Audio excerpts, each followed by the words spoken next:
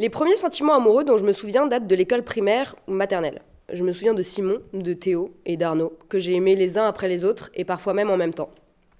Mais je me souviens aussi de Laura Bernard. Oui, vous savez, vous qui avez écouté tous les épisodes du podcast, je parle autant d'elle que d'Hitler et c'est pour dire j'en parle beaucoup.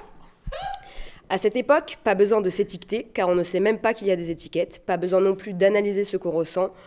On ressent juste, ni pour qui, ni comment on ressent. Et puis avec le temps, on apprend ce que c'est la norme.